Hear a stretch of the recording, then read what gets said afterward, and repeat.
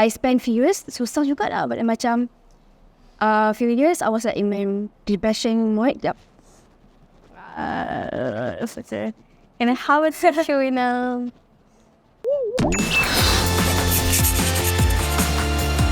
Hi, welcome to our W.A.T Podcast. My name is Amylea and today kita ada guest Cik Dhiya Zahia.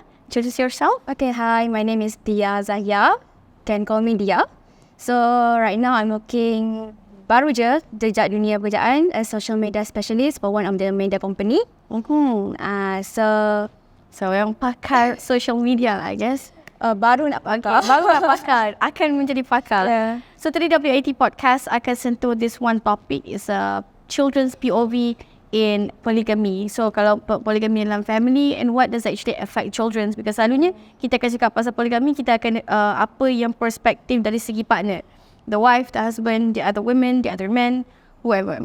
So kita nak tanya dengan Cik Dhiya because of your personal personal experience and also what you feel in your POV as anak yang ketiga, anak yang ketiga, right? My dad dah practice polygamy, so it's been like since 2018, so almost 7 years. 7 years. So the polygamy happened when I was 19 years old, at the peak of like teenager.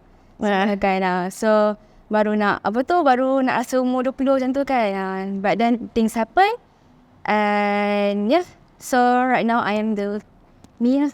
Okay, so we want to know macam, okay, since that you have your elder sibling and then you have juga your sister, adik yang bawah. So bila benda ni happen, do you know prior to the marriage ataupun you know after the marriage happen atau gimana? There's this one interesting story. I actually kinda like macam ternampak message from my dad phone. Okay, when I was 5, 2016. Okay, this is prior. Prior, but I decided to like instead of like macam terus like macam confront my father, I tried to investigate. So by that time my dad ni simple-minded, so I know his password, so phone I tried to tengok WhatsApp lah. But that's very wrong. Tapi kita tak suggest all those things. But actually kan, personally senang lah nak tahu lah. Dia pick me up from asrama. But dia ada accident, so he needs to no, the accident is like the other people. Dia nampak I was in the car, so he stopped by the road by the side lah. Then dia tolong. I was in the car sebab jaga kereta lah kan. So that time I was like macam, oh, this is the chance. So macam I tengok, tapi the keywords like macam sayang that I found when I macam ternampak kat phone ni tu tak ada. So I macam dismiss lah, oh takut, salah faham kot. But then 2 years after that, my sister called me. That time I tengah ada meeting college, because I was like the JPK lah, student body kan. So your sister yang inform what happened? Yeah, because my mom tak inform me sebab dia tahu ayah akan marah. Tapi my sister just like macam rantak lah, just call me, like message me. Kata, oh, my dad nak polygamy. So I was like macam macam that kiranya macam masa the first time you think what you saw, lepas tu 2 tahun kemudian tu baru actually lah. Faham? Yeah, and also actually 2 months before that, there's one issue lah. Macam my mom like somehow dia pergi like, orang kata dia stay healing kan, so dia bawa diri. So you guys sebagai anak-anak tak tahu kenapa ni, tak tahu sebab suddenly like macam bayangkan early morning my dad call. My dad tentu dekat kampung sebab dia korban, tapi kita orang baik awal. Dia call me kata, oh check mak ada tak kat rumah semua tu. So pada macam tu, so I check ada my mom. Tiba-tiba few hours later dia call, my mom tak ada dah. So tiba-tiba dia drag me, my sister and my eldest brother, sebab tentu kita orang je kat rumah, to bawa to my mom lah. And then suddenly macam mana dah boleh tahu then bila dia macam your mother went somewhere, so because of what she did tu baru you guys macam berkumpul and ask her what's happening? Usually kita tak khas. Yang dia tahu, yang what I know is like maybe my dad use us as like macam bukan leverage ke apa, tak like macam maybe dengan keadaan anak-anak my mom akan buat hati ke apa, sama something like that lah. So basically your father yang macam nak pergi pujuk lah. Nak pujuk. But then we didn't know what happened in the room lah. So kita orang kat luar tu, my mom and dad discuss on that. So kita orang semua like macam kita orang bertiga dekat living room. Jadi macam curious kan. But then my eldest brother point out, oh abang nak kahwin baru. So actually my eldest brother dah tahu dah. Yeah. So the discussion yang sebenarnya from, kalau yang you tahu lah, did they discuss this before the polygamy happened? I mean your mom and dad. I think so. Tapi dengan syarat is if I think my mother tahu like macam my dad cheated, tapi I don't know since when. But I just know that before that, the syarat is boleh if my mom dah menopause, something like that lah. But then when it happens, actually my mom belum menopause lagi, so dah berlanggar like syarat lah, macam tu lah. So tapi dia macam quite against my mom jugalah, sebab through how my dad force my mom to like macam agree, sebab kat Malaysia kan kita ada like undang-undang kan, like first wife have to give the permission untuk polygamy. Then baru boleh like proceed to mahkamah syariah. Yeah, but there's other ways to do that as well. Yeah, I'm not sure lah. Tapi but your mom and dad, diorang beza almost tahun aja. Setahun aja. Okay, so in my perspective of macam your situation guys right now, right?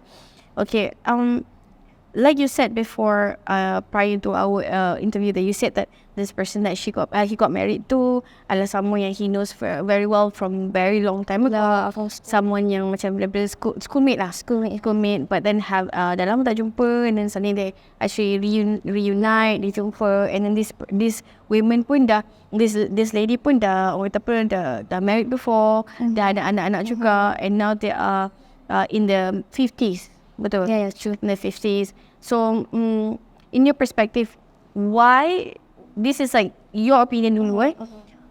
Selain daripada your siblings, why do you think that your dad needs to remarry or wants to remarry? The decision of him making from the first time you feel like there's something going on, dalam masa 2 tahun lepas tu dia dah decide to remarry.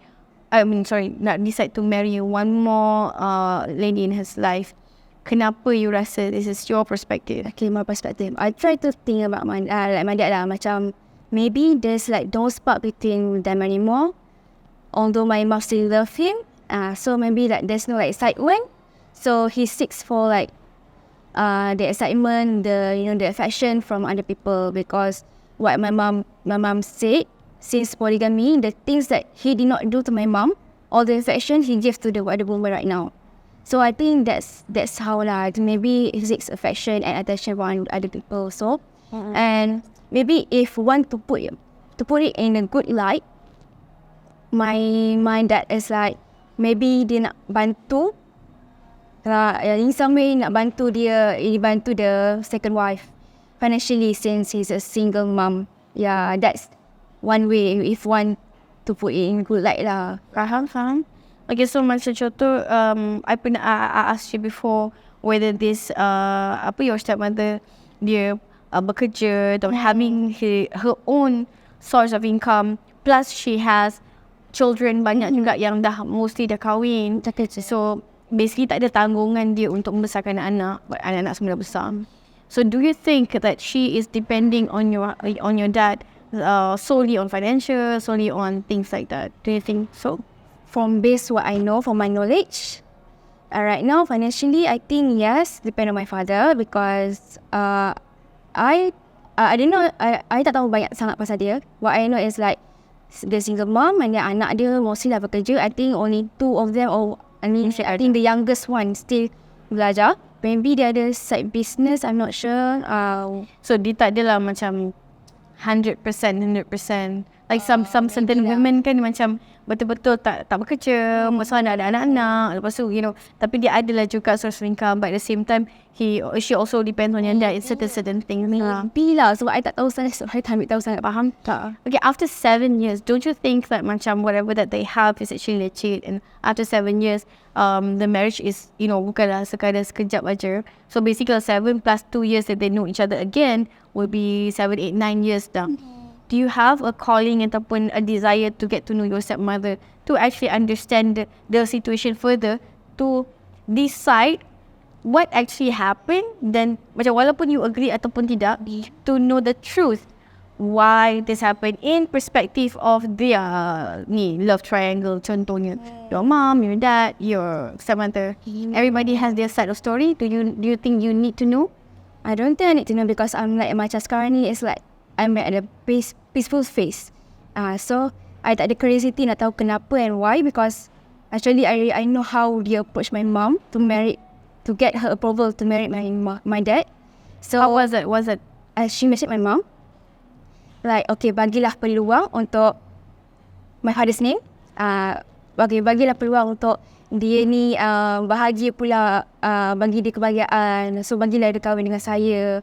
And somehow I didn't read this from my mom, but apparently from the message, no, I didn't read this what my mom is like very patient person. Is like very macam orang yang jaga percakapan lah. Okay. So but from what my brother said, based on the message kan, memang quite harsh lah. It's like macam she stepped on my mom just because my mom is tak melawan balik, macam tu lah.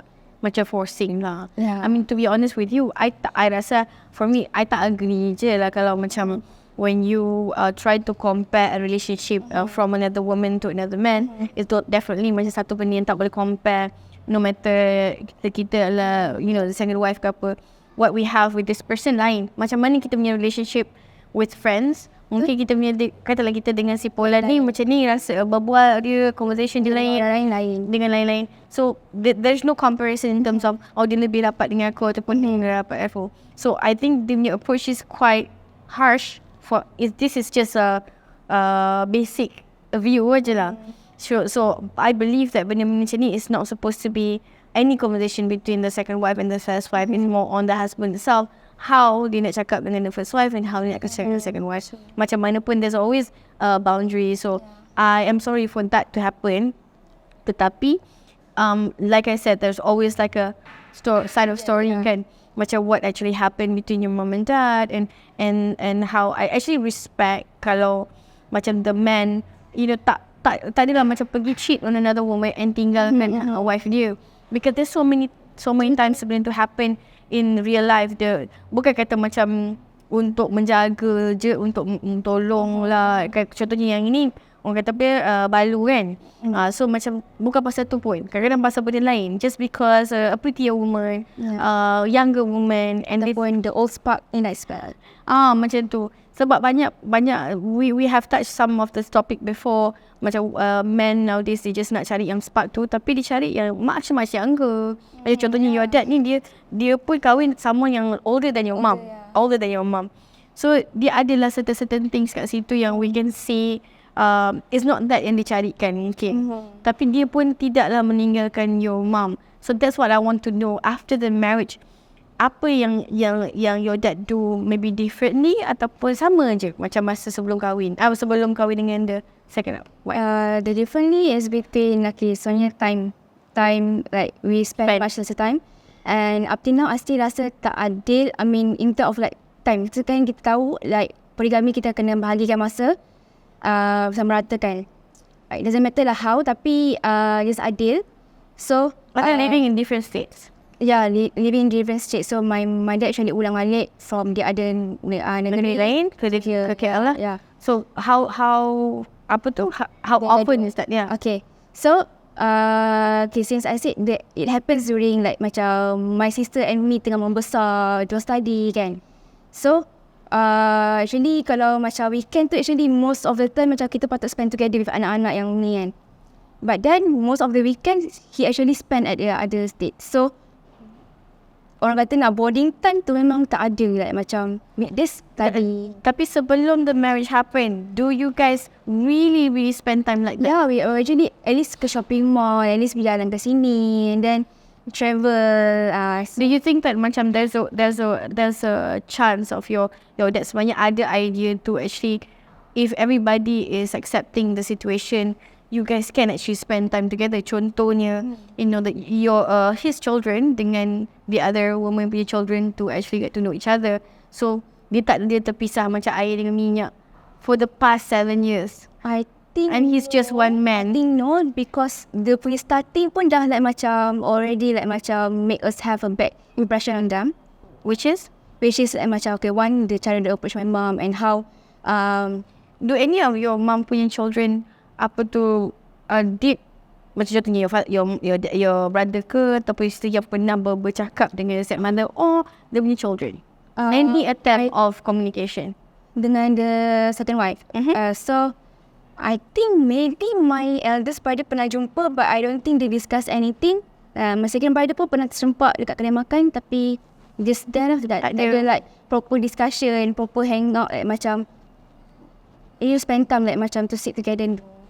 Do you still feel like macam your stepmother is macam kalau sekarang pergi penyondol lah pula, you still feel that kind of perspective towards your stepmother like that? Yes, yes, I still do, but not as much as I did where for the first few years. Right now ni I rasa macam I don't have a like IDGAF, like macam I don't care anything, like macam do whatever you want. I don't care. Do you know that macam when you tak attend to a wound ataupun it can be a scar somehow in the middle. Actually, but you need to I actually already like macam okay, this for my personal like macam for the wound that I have in myself.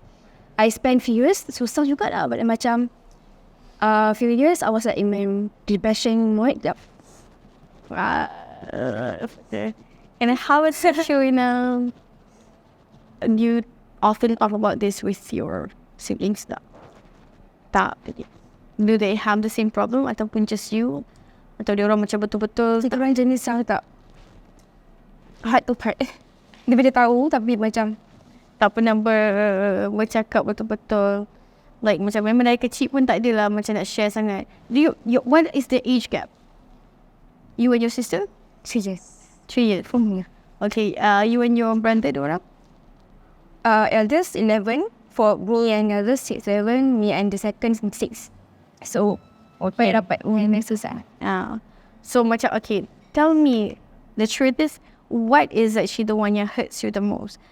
Was it what you are looking at your mom and you feel like you want to make her feel better? You rasa macam you sebagai anak you wanna nak macam your mom nampak happy ataupun membahagiakan dia, atau what hurts you the most is the time that you think that has been stolen from you. Macam you rasa macam you deserve more time with your dad daripada macam your dad spending time some other places. And the thing that hurt me the most, because for the first 3 years I really started blaming myself. Why you have to say something? Sebab I was in boarding school in Melaka. Okay. But your mom tak ada dekat family. No.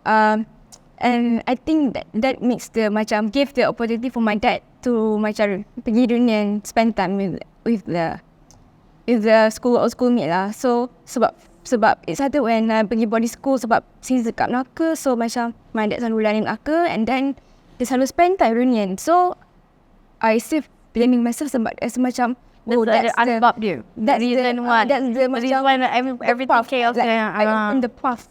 Okay. Sebab not only like high school, form 5 I Melaka, even university pun I Melaka. So macam I actually just blaming myself a lot lah. But do you know that macam apa saja kita punya kehidupan seharian kita semuanya aturan daripada Allah. Semuanya aturan Allah. No matter what you were planning for, atau you nak sekolah kat London ke apa, aturan yang Allah dah tentukan ialah memang ke sini. No matter what you do, it's gonna be like that. Then you cannot self-blaming you because the decision is not you yang decide this thing to happen. It's someone else's free will. No matter how much it hurts sebenarnya kita fikir, our parents, both parents memang ada kelemahan masing-masing, just as we are right now. And they were young as well. Contohnya dia orang berkahwin 22, 23 kan. Maknanya lepas habis belajar, they got married and have all of you guys. That is something yang memang dari destined to have all four. And then memang dia orang menyekolahkan dan berikan all the things they need. But they actually have some things yang macam kekurangan and they are still human gitu. And mungkin I don't know, in my perspective actually, because I'm orang luar, I have no idea how it feels like, even though how much I want to be empathized. Dia mungkin ada certain things masa dia muda tu, probably he wants to relive it. After spending so many years working, of course dia sayang wife, which is your mom, pun sayang anak-anak as well. Tapi ada certain things inside him yang mana zaman muda dia tidak live macam mana kita mungkin. I might be wrong. So knowing to have someone yang maybe know him from the younger days makes him feel some type of a new person, some type of orang kata driven, yang macam he had lost so many years before, because bila dia masuk dalam dunia perkahwinan with your mom, with children, so mungkin lain beza dia. But it doesn't mean that he doesn't love that. Dia menyesal ke tak? he just feels like as he grow older, dia rasa macam maybe some me time for him, and mungkin decision tu bukanlah terbaik untuk anak-anak, but somehow after he done given something to the children, he wants something for himself, and that might broke other people's heart, but he went to do it anyway. Yeah, actually he said that like, macam he already be the best father. Dia tak pergi clubbing, tak smoking, tak pernah marah, and like macam tak curang, like macam buat something behind the door, something like that kan. So that's what he used to like macam defend himself lah actually. Although the child the student already like macam state their opinion atau crying on the table ke apa kan, kata like macam even in her perspective he is the best father. That he can lah, but from our point of view is mostly through financially. The way he provide for us make us comfortable, but for the macam affection ke macam to be the best father in terms of like emotionally. Maybe he doesn't have that kind of personality mungkin. Mungkin dia tak ada personality yang jenis macam tu. Because you told me that you also pun tak curhat heart to heart dengan your siblings juga. Yeah, maybe macam benda tu macam dicontohin.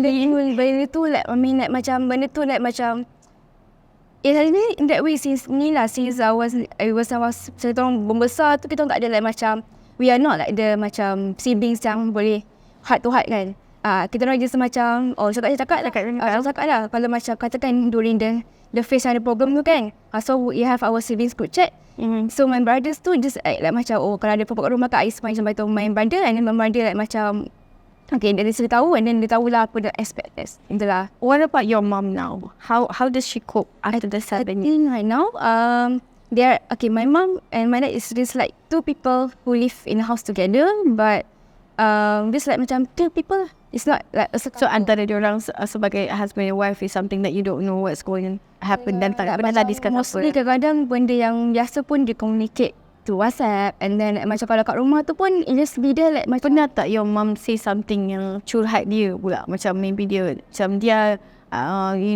maybe dia macam sometimes dia dah boiling up ke apa, dia macam cerita ke? Kalau sekarang tak, tapi during the first few years tu dia katalah dia macam memang emotionally unstable, like macam dia sakit hati, macam patah hati, like sakit hati sebab dia sayang my dad. Tapi the way my dad like macam lead the polygamy, I mean kalau cara baik mungkin my mom just macam dia buka hati tadi. So cara yang tak baik tu how you mean, dia dah kahwin, dia tak beritahu ke cuma? The way my dad asked to for permission kan, dia give it's usually few days before the wedding anniversary, kan. So for 3 days I think my dad suruh my mom pilih bagi permission ataupun divorce for 3 days. So dia ada ultimatum. So that at that time macam my mom tu seorang kan tu macam dia tengah decide, but then time tu ada 3 orang siblings still studying, so my mom still kena fikir anak-anak. Itulah. But then after you guys dah habis belajar apa semua, what does she feel about it? As time pass by, dia macam dah kira banyak macam actually macam biasa like macam what happens lah. In case like in the future kalau my dad dia even nak throw her out from the house ke apa kan, dia dah macam know what to do lah, expect. So dia macam like nanti you think macam dia cakap the ultimatum tu hanya sebab macam to put his feet down agaknya. But I don't, mungkin adakah you fikir macam as you kenal your father macam mana, would he really want to let go of your mom? Would he really do that? So because kalau I don't know, macam maybe a man dia macam bukan senang untuk dia macam let go. Oh my god, dia dah tak sayang. Kalau dia sayang lagi, he won't. Because how the lives that he dah built together pun dia masih sayang juga. Dia sayang anak-anak. He doesn't really live. Because we went to a lot of topics before, macam the issue with men nowadays, macam bila diorang get something new ke ataupun they actually leave everything behind, including wife ke children, so diorang akan totally ignore. So macam bila ada certain cases like this, macam they actually tak buat macam tu. Do you feel like your dad? That my dad we really like macam might divorce my mom if my mom tak allow, sebab actually I think the relationship has been going on with the second wife before the polygamy has been going on for 1 year plus. So like macam he really want to marry the second wife. That's why he give the sebab Sebab before that kan macam I ada cakap before this like, macam my mum like macam went healing kan, bawa diri. But actually time tu my dad just like macam bagi a long message through WhatsApp. He inform my mum on through WhatsApp yang okay dia nak kahwin sekian. So from there macam my mum dah kita tak sambil. Tapi that's when my mum put kalau certain ni jadi baru boleh kahwin. Tapi by the time my dad push my mum to bagi permission, the syarat dia nak like macam dia tak ada lah, tak ada kena lagi dengan syarat. But then macam at least macam what your dad doing is like macam tak orang tak mungkin dia macam elakkan maksiat dan sebagainya. Yes. Maybe from his point of view, but on your religion part of view, this is like okay, that's the emotional part of view. Kita sebagai manusia we cannot lari from what we feel. But religion part of view, I mean you of course you are alhamdulillah dapat grow up with a family yang dapat didikan agama yang baik, and then you also get to go belajar dengan baik, and then you can graduate. Some people couldn't get that.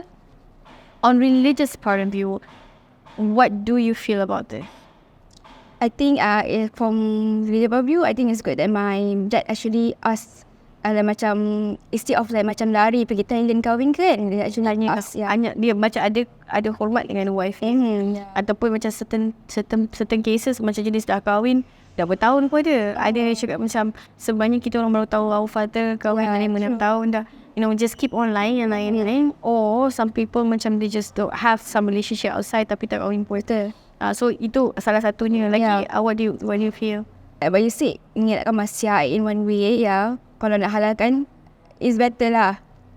Dia tak ada dosa untuk dia dan tak macam bila dosa zina tu lebih berat daripada macam dia nak confront your mum ke ataupun nak terima dosa-dosa yang lebih teruk daripada tu lah. I mean to be and at the same time the penghormatan yang diberikan, this is way out of macam betapa sakitnya your mum rasa kan.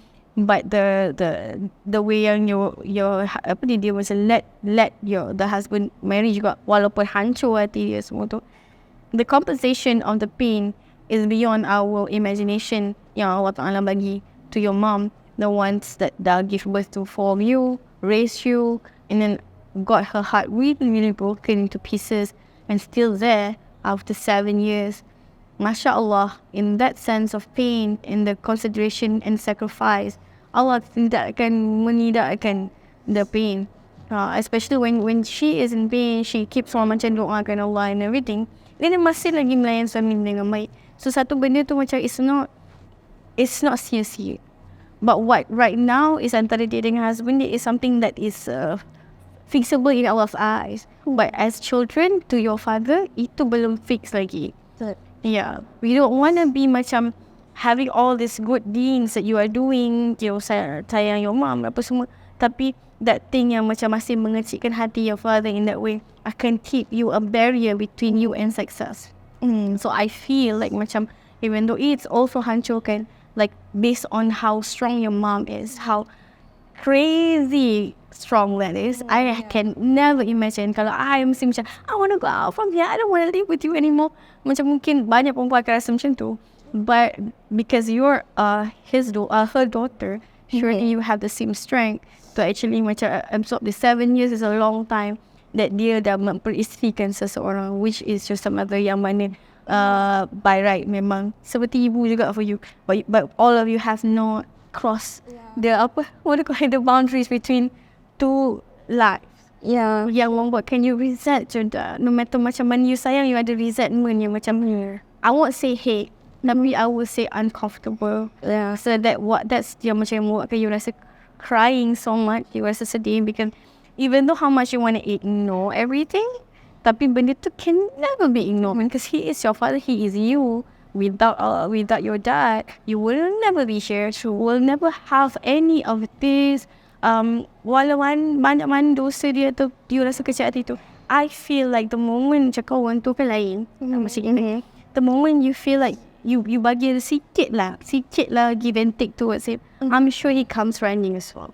Macam maybe dia rasa macam anak-anak dia dengan first wife ni tak ada dah hilang respect towards dia ke, ataupun benci dia sangat-sangat ke. He feels like, okay lah, every weekend I go out lah, no matter lah, because if I stay here, nobody wants to look at my face. Mungkin dalam hati dia ada rasa macam tu. Mungkin dia rasa macam, my first wife doesn't like me. My children or my first wife doesn't even want to see me. He feels like, no, siapa je yang accept dia selain daripada where the thing about weekend tu kan, it's really not about like macam we didn't like macam spend apa. Ada time lah. I mean no, it's really because he's working in KL. Okay. So the only time dia dari sana is like during the weekend. Okay, that's acceptable. During like, macam working lah. Okay, weekend like macam okay, accept lah. Cuti kan? Walaupun tak ada masa sebab weekdays kita orang study semua kan. And then weekend walaupun the only chances to spend together, hilang macam tu je. Kalau ada pun maybe Ahad malam, tapi malam mungkin maybe makan luar je. So like nothing really, macam tak ada spend time together. And then okay, PJP pun working, and then tapi weekend I don't know, somehow maybe masa PJP he was in KL ataupun somehow I think I don't know how, tapi I think those yang ada like surat boleh bergerak. So he has like valid reason to pergi sana mungkin. Maybe pergi time tu boleh apply kot for polygamy untuk balik kot. Lepas tu then he retired. Once he retired, he still like macam the weekend tu still the other families punya. Ya, itulah maksudnya macam I feel like macam mungkin I might be wrong lah kan, sebab I don't know him in person. Adakah macam dia rasa macam he's not wanted in this, dia duduk KL for the work, and then kita boleh sense tau, macam contoh lah, I duduk sebelah ni, kita ada seorang lagi duduk sebelah sana, and that person nak suruh kita boleh rasa tau dekat energy tu yang macam I'm not wanted here. Macam mana kita cuba pun, no matter how authority ataupun boss yang macam dia boss, tapi semua orang tak suka bos. Bos tu tahu tak suka. I just feel like macam, because I know you're a good daughter, and I'm sure your brother and your sister pun anak-anak yang baik, because how you feel towards your mother is just memang dah nampak. What if like the starting of the reconcile of this, nak patch a wound is not easy. Tapi it has to come from somewhere if you can be the bigger person for it, sebab you nak mengejar your sugar as well. No, one day you want to get married, you have not married yet, kan? One day you want to get married and things are going to be lagi detached. And trust me, because I lost my dad. So macam, trust me, that's one of the worst feeling, losing one of the parents or both is the worst feeling, and tak boleh imagine, because that pain will overcome this pain. Maksudnya dia lebih teruk daripada ni, and then you will feel like macam, kan you feel hari tadi you kata you self blame from what happened, but it's not your fault, not even an inch.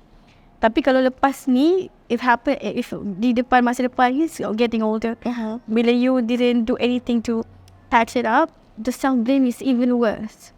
That's what I felt. Actually, my dad ni, I don't think he's someone yang boleh patch it up, sebab dia rasa dia semua betul. I have said that dia pernah inflicted. I pernah cakap lah tentu, like macam, okay, kita sebenarnya emotionally affected. Okay. You know what he respond? Yes. Apa kena mengenal apa ni poligami dengan korang? Itu hal apa korang? Apa korang nak macam emotional He comes from a different world. Dia datang dari zaman yang lain. Jenis yang tak boleh nak empathize, dia rasa dia betul. So dia macam tak nak macam relate. Kenapa anak kena nak marah macam tu, kenapa nak kena betul emotional damage. Well, of course it's wrong, sebab dia rasa macam mestilah anak-anak ada affected. Dia attached dengan parents kot. Apa saja yang mak dia rasa, apa yang bapak dia buat, of course kita akan affected. So dia macam from the start tu memang dia fikir diri dia je. Dia macam memang like dia katakan macam okay, dia untuk kebahagiaan dia, that's why dia macam tak kisah pun anak sakit. So memang he has been that way. Sebab that's why kita nak macam, even nak kata macam masalah emotionally one to one, kita tak nak macam I cannot do that with my dad, sebab my dad dia jenis yang logical person, yang dia jenis dia tak boleh nak empathize. So dia akan itulah maksudnya macam because kita dah tahu dah dia macam mana. So macam adakah kita wanna be the same person, which is not gonna neglect this, ignore. I mean like if one week kalau kita dah try approach and like macam dah kata okay kita orang sakit macam ni, tapi dia still tak nak accept sebab dia still dia betul, that's already nothing can be done. Kita just like macam okay, then buat je lah apa, kita orang just like macam focus on our own happiness. I know kita tak akan boleh betulkan orang tu kalau dia tak nak betulkan diri. Tapi what I'm suggesting right now ialah untuk kebahagiaan di masa depan for you and your siblings in terms of making amends with your father. Doesn't mean that you macam tiba-tiba datang peluk dia semua, tak. Tapi little by little, like a very short walk, maybe one step of just making that amendments.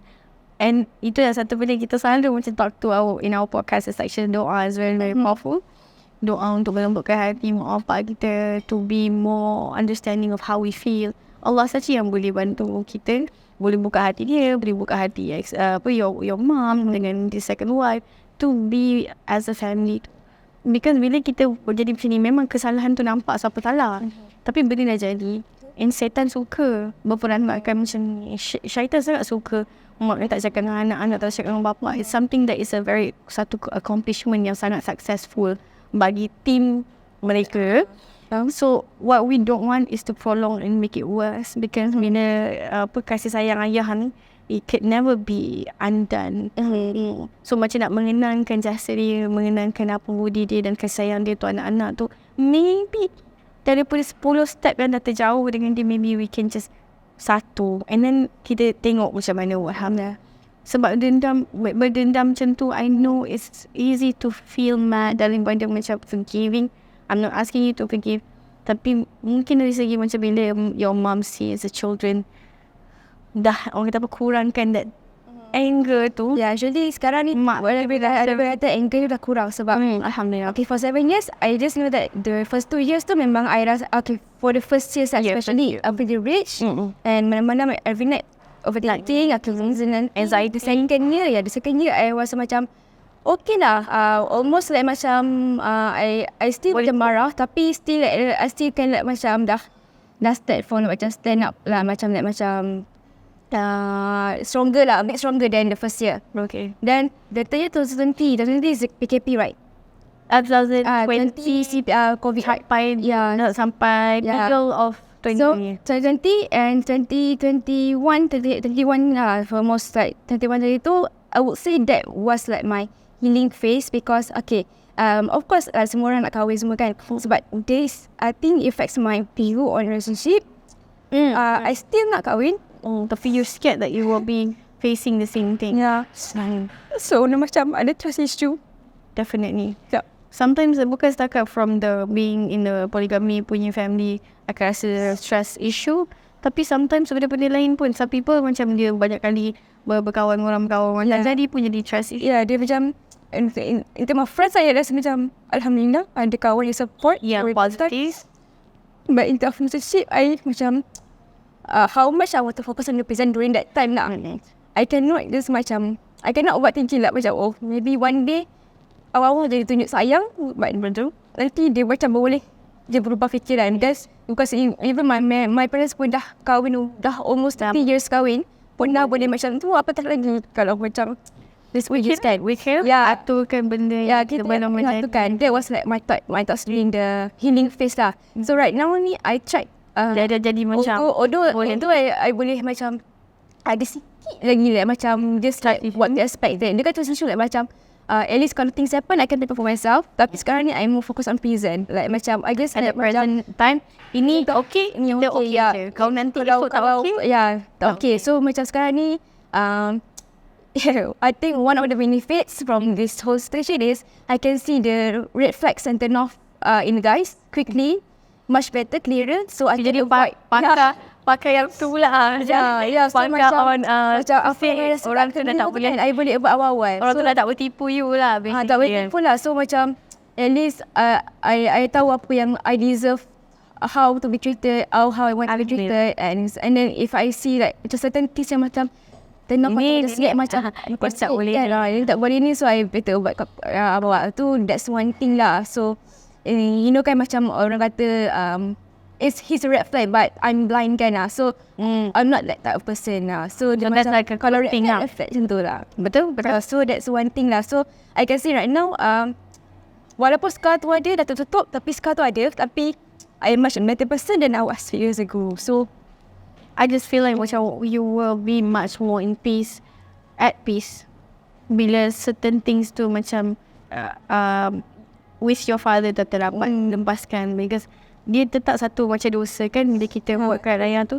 Kalau kita just macam understood it happen, salah dia ke apa ke, okay, but walaupun you dah accept sekarang sendiri, tapi you still have to reconcile with your father, no matter what, because masa tu baru you macam Allah akan bagi ketenangan yang you want. Dia akan tolong you mendapatkan jodoh yang baik, give you success dunia akhirat, because you accept the situation and you still love your father. Actually, my siblings dah accept the situation.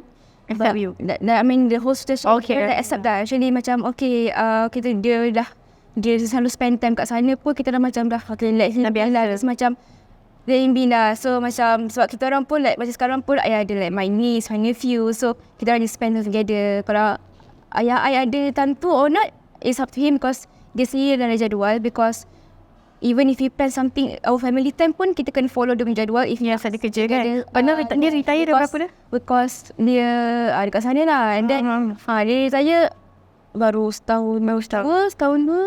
So but usually memang since then kalau ada apa-apa kita just macam align jadual dengan my dad. My dad yang macam kena book awal-awal jadual. Kita orang just macam okay je, kita kena ikut jadual dia lah. So that's what we have like come to term with. So macam in term of like macam dia ada rumah ke tak ada rumah, kita dah macam dah biasa dah. Okay, so in conclusion for you to share with everybody, and like macam dekat luar sana macam on perspective of children, katalah ada yang tengok ni macam mungkin baru melalui ke ataupun macam ura-ura tu akan menjadi kepada mereka, what do you want to tell them? How do they should macam prepare themselves, or apa yang diorang boleh buat, ataupun tips apa yang can tell them so that they can actually cope dengan perkara macam ni in their family? Firstly, how your mother. Lepas tu don't ever like macam overthinking sampai like macam you when depressed, overthinking like macam blaming yourself. At least lah if you can like macam heart to heart, but not all siblings ada rapat Dia boleh meluahkan. Ya, meluahkan. At least to have a friend yang boleh support you, yang boleh be the punch back lah, yang boleh macam okay dengar all your keluhan, even if you like macam in strangers point of view, dia akan nampak you macam kenapa dia relax lah, yang macam emosi lebih. Tapi you have to have a friend yang boleh understand why you come from, what kind of why you come from like macam that point of view, why like emotions, yang boleh macam support you, yang bagi you ni lah mentally, and like macam instead of letting you guys spending time alone, they boleh spend time together, so you can get off your mind from that situation. I also macam memang tak agree when people keep on telling you don't feel like this, so jangan nangis, jangan sedih, jangan apa, because kalau orang tu sedih lah, kalau orang tu rasa sakit lah. Be the friend yang macam cari kalau you guys pun bukannya daripada family macam tu, but you know someone of your friends yang macam tu, I think it's best we just listen to the problem instead of like giving advice dan macam like masa macam jangan tak empati kan. But try to be in their shoes. If you don't have anything good things to say, I always say this, you just listen aja, because people are going through something mungkin bagi orang tu tak berat sangat, tapi mungkin bagi dia is very heavy. So I also want to tell macam for the perspective of parents juga, you know, definitely understand that setiap orang ada masalah sendiri, termasuk parents pun ada masalah sendiri. Diorang pun ada emosi sendiri, diorang pun pernah sedih, pun sakit, and ada perasaan yang macam mana orang lain. So but whenever to take consideration when you have children, so benda-benda macam tu kalau bolehnya memang kita pun ego, kalau kita sebagai adult kita ada macam ni masalahku, aku tak payah sibuk benda macam tu, but children is a part of our life. So macam kalau kita dapat involve in them, no matter what it is, involve juga, because one decision can really spark to so many outcomes. So macam it hurts so many feelings. The selfishness tu terpaksa macam decrease somehow. So I just believe that kalau kat luar sana pun tak boleh macam nak blame parents 100%, because diorang pun macam ada masalah sebagai manusia biasa. And also like macam orang sana juga tak nak blame the children kalau dia resent, dia resent ataupun dia luahkan perasaan. Sebab macam contoh cerita kan, mungkin dia luah kat Twitter tu sebab dia tak ada kawan, dia tak ada tempat. Contohnya kalau PKP, dia tak ada kawan, like, macam siapa dia nak luahkan. So dia carilah medium apa-apa yang dia boleh. Tapi kita pun kena ingat juga, bila kita meluahkan kat social media, banyak kita mengaibkan family, mengaibkan private tak apalah. Kalau social media tu you have to think the consequences juga, kalau orang lain dapat. Betul. But no matter where it is, I just always want to pesan to have family tu bukan senang nak dapat. So macam Tuhan suka kalau kita berbaik-baik dan berdamai-damai. Sebab adalah hikmah dan kifarah yang berlaku in between us.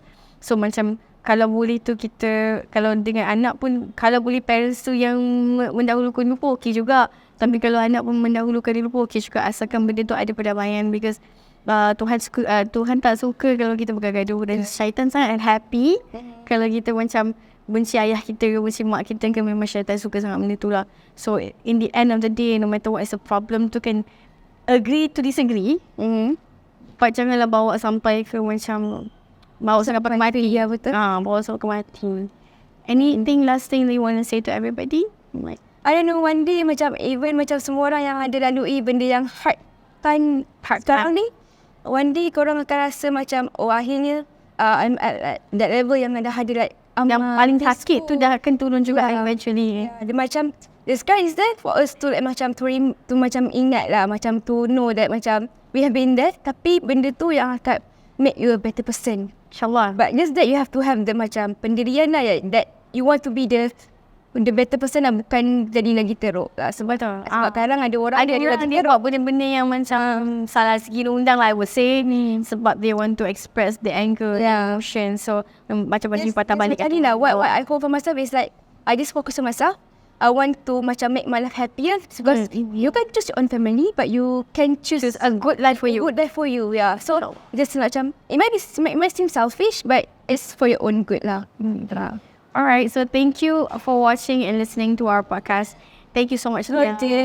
We loved having you here, and I doakan everything is going to be smooth for the future and after life, insyaAllah. Amin. And I doakan satu kebahagiaan yang akan datang dengan hikmah yang melimpah ruah, insyaAllah. Dapat invite Dhiya hari ni to share our, orang kata apa, luahan perasaan. Because you know why? Tempat ni adalah tempat macam healing juga. Okay, so because it's kind of like macam secluded, tapi it's very, orang kata apa, damai. Nama pun dekat Jalan Damai. It's called RGB Coffee Roasters. So kita ada food yang bagus with healthy food juga, and Vegetarian, dia ada vegan, vegetarian. So nanti kita nak makan together ni the food kat sini. And kalau korang nak rasa-rasa healing juga, boleh datang ke RGB. So banyak yang jauh kat sini. So tenang. Alright, I'll see you guys soon. Bye, take care. Bye.